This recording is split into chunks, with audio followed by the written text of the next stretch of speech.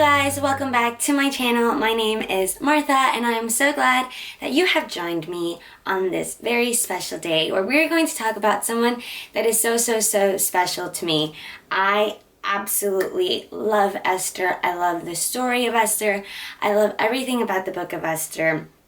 And I have just been so excited to film this video. It was one of the reasons why I created the Woman of the Bible series, because of Esther, and I have just been counting down to this video. And I've been waiting for this month of March to film this video because of Purim, which is a Jewish holiday that celebrates the saving of the Jewish people from Haman. So I absolutely loved this look. I really liked it. I think it came out pretty good, if I do say so myself, and there will be a tutorial on this look later on, but for now I want to talk about Esther a little bit more. And actually, I don't know if you guys have seen A Night with the King, which is a movie based on Esther and the book of Esther. These lights, when I saw them, reminded me so much of that movie, and specifically one scene, which we're going to get to in a little bit.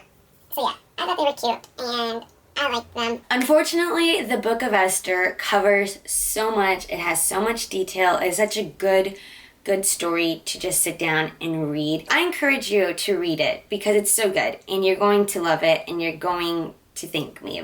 Instead of going through the whole book of Esther and her life, I want to talk about the lessons that we can learn from the book of Esther, because there's some really good lessons that we can take away from the story. In the book of Esther, God's name is not mentioned at all, not once, which is very strange and rare, because in other books God's name is mentioned like 100 million times. Even though his name isn't mentioned, we can still tell that God's hand is present throughout the whole story. And I think that's so important to note, because similarly in our lives, there are moments in our life where we don't always see God's hand moving, but that doesn't necessarily mean that God isn't moving. You know, it was definitely because of God that Esther was chosen to be queen, and God was there to rescue the Jewish people. He saved Mordecai's life, and God is just present throughout the whole story, and he's present through our lives, even when we cannot see him, even in the darkest situations in our lives. He is there. Another thing that we can definitely take out of this story is that it takes a lot of courage, a lot of bravery to fulfill what God has called us to do. For Esther, she risked her life and she put herself out there to save her people. She knew that ultimately it was up to her. In chapter 4, Mordecai and Esther are basically going back and forth, and Mordecai tells her, and who knows, but that you have come to royal position for such a time as this. And then at the end, Esther says, and if I perish, I perish. You know, it takes so much courage and so much bravery to say, I'm going to do this. This is what God would want me to do, and this is what God has called me to do. It's never easy, and if you think, oh, this is going to be easy, then you're definitely underestimating what God is calling you to do. And for Esther, she knew that. She knew it wasn't going to be easy for her. And they fasted for 3 days and 3 nights. If God has called you to do that, that means he's going to back you up. Why be scared? Why have fear? Be brave, you know, be courageous like Esther. She knew that if she stood before the king when he didn't summon her, that she could die. Yet she took that risk and she didn't die. The third thing is very similar to what I was just saying. God prepares us for a purpose. God prepares us for a reason. For Esther, it was a whole process. Her whole life was leading up to these moments where she was able to be brave, where she was able to show her courage and show her faith. I think it's important that we all know this, that God is preparing us for a time that we need to show our faith. You need to be prepared for this, and God is preparing us, and we have to allow him to prepare us. Ultimately, that is how we're going to be able to learn how to fulfill our purpose and our calling. So Esther was chosen to be queen, and I don't believe in coincidences. With God, there is no such thing as coincidences. She was chosen for a reason, a specific purpose.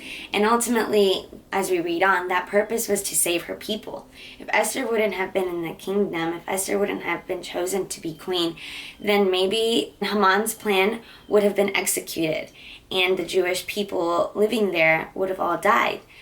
But because Esther was there, that wasn't what happened. So the same way that God placed Esther in that kingdom, I believe that God puts us in certain places for us to stand up for our faith, for us to reach other people, for us to bring light and to bring hope. And maybe God is preparing you to put you in a place where you're going to be challenged, where you're going to realize your calling in Him. Or maybe He has already put you in a place like that. I know for myself, just to share something personal, after high school, my dream was to go to another university and to leave home. But God had other plans, and at the time, it was very frustrating because I didn't understand His plans. I didn't see what He was doing and what His intentions were for keeping me here. But after a couple months, actually a lot of months, there was a moment that I had with God at church. It was kind of like an oh moment, like, oh God, I get it now.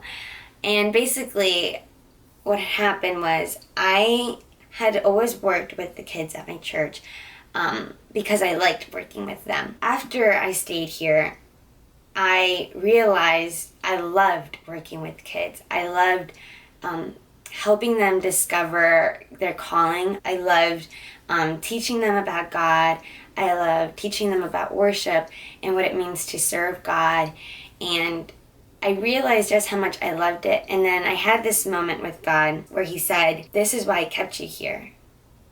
For this reason. I felt like Esther, I was like, this is why I was put here. And for you, it may be something different. Maybe God is calling you to go somewhere else and you don't want to leave. Whatever the situation is, God prepares us and He puts us in places for a reason. And it's not just a coincidence why you ended up where you are. He had a purpose for you. It's important that you prepare yourself and that you fulfill that calling. So like I said, there is just so much that we can learn from the book of Esther and Esther's life. And I just really encourage you to read it because you will not regret it. Trust me, you will not. So this look is inspired by Queen Esther, and specifically, I imagine when she was at the second banquet where she exposes Haman, where she tells the king that she is of Jewish descent, and that Haman wants to get rid of all the Jews. So I imagine this look for that moment. I really liked it. Like I said, I think it turned out pretty nice. If you liked it too, I hope that you continue to watch and that you enjoy it. I've already primed my face and eyes, and I'm going to start off by adding a gold liquid eyeshadow as a base and blend it out with my finger. On top, I applied a light nude color with a fluffy blending brush,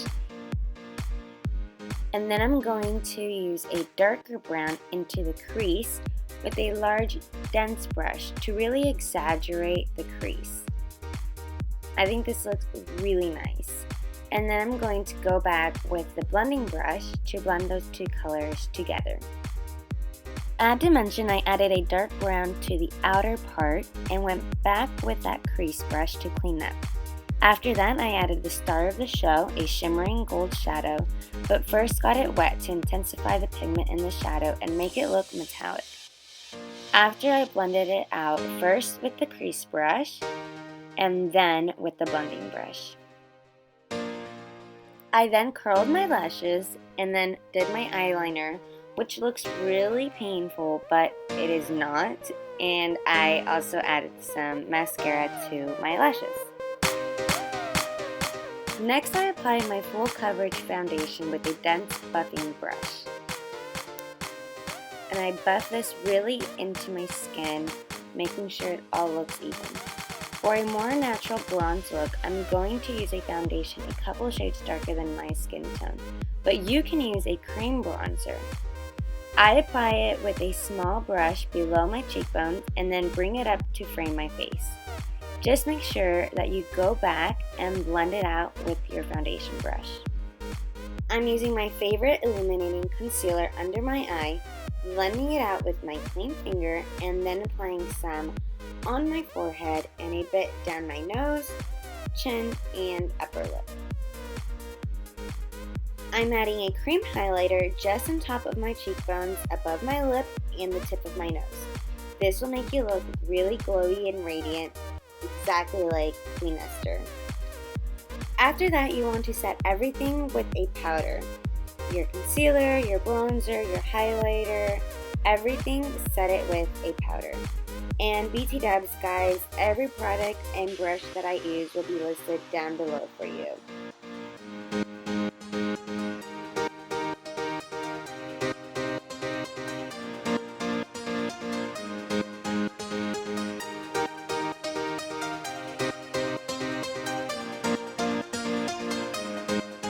I also apply the highlighter above and below my eyebrow for a subtle glow. Then with a huge face brush, I blend everything together so it looks more natural. To add some color, I apply a pretty coral blush. And afterwards, I went back and highlighted the inner corners of my eyes with the highlighting powder. For more definition, I also put the darker brown on the bottom lash line, and then I added some gold in the inner part. And of course, I had to add some mascara to my lashes. For the brows, I brush them out, outline them with a pencil, and then fill them in with some powder. And lastly, I lock them into place with a brow gel. For the last step, guys, I applied a coral liquid lipstick that I think is nice for spring and is perfect for this look.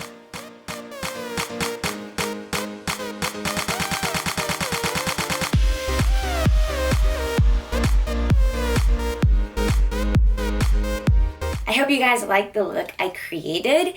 I think it's absolutely gorgeous, and I hope that you guys recreate it too, or that you feel inspired by the story of Esther to create a similar look. If you did like this look, and if you liked this video, make sure to give this video a huge thumbs up. Comment down below what you think is the most incredible thing from the book of Esther, what you like the most of Esther, what has inspired you from Esther. Comment down below. I want to know what you guys think. I love Esther. I love this book, and talking about it just makes me so excited. So if you're excited about Esther, comment down below what you think. I just want to leave you guys with this final thing, and that is to have faith, be strong in your faith, be brave, be courageous, and to stay fearless, because that is what God has called us all to do. Thanks so much for watching. I'll see you again real soon. Bye!